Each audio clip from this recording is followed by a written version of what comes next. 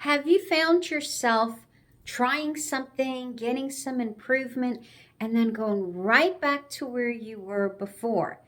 Maybe it's arguing with your team. You try new things, you get some improvement, the relationship seems to be developing, and then it starts over again. The argument, the building up, and all that conflict. Well, stay tuned. Let me tell you a little bit about what's going on, not just between you and your team, but within. And then I'll give you a simple few steps that you can take now to help break that pattern. Hi, this is Teresa. I'm a wellness and mind-body coach. I love to help moms of teens go from frustrated and arguing to a calm connection. So first of all, I want to say it's normal and you're not doing it wrong. And it's not that the techniques aren't working. So before you decide, oh, this was a bad idea, oh, this is just not for me, before you decide to throw it all out, listen to this and just try something. So first of all, I want to give a big shout out to Paul Strickland. He is a storyteller and helps people write stories better.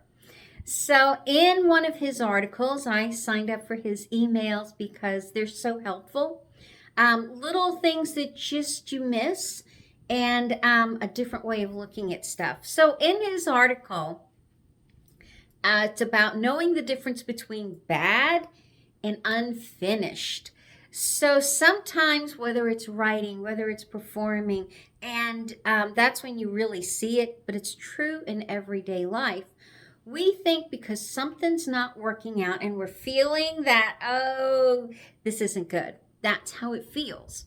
That it's not going to work and we need to get rid of it and do something else. Where unfinished is different. It feels uncomfortable. It's a bit messy. And it looks sometimes bad, but it's not. And what happens is you've gotten through the first part and you got some really great results. Yay, you did it right. That's all it means. You did it right. And now it requires going further, another step. And you haven't found that next step yet. That's all it means. That's all it means. And sometimes you haven't found the next step because there's so many choices. Unfinished feels messy and it doesn't feel good. And therefore you think, this isn't working. I tried this and I get right back.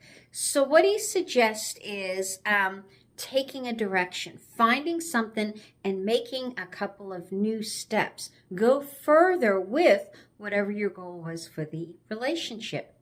So I want to add a little bit to that because what happens, you're busy looking outside. You're looking at how the interaction is going. You're looking at what's coming up in the schedule, what's going on around you. Now that's important, but you have to also go within. The whole idea of finding the calm is centering and then the next step. If you've been doing this and saying, what do I really want? Okay, great. You got that connection. Now you have to take it to the next step.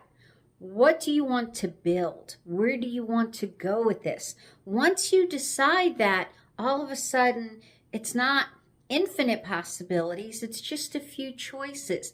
And the more you ask yourself, what do I want in the future? Where do I want this to go? How do I want this to look? All of a sudden, you get clearer on what to try. Now, here is the thing. The next few steps might feel messy. They're going to be uncomfortable. They might be awkward. They might not work the way you want right away. And that's okay. Okay. You will find in making those steps, in making a choice and finding that direction, you will find a better way to do it and a better way to do it. And then all of a sudden, You're building on that connection. You're building the new relationship. You're defining those new roles between you and your teen, and that's when it starts feeling good. So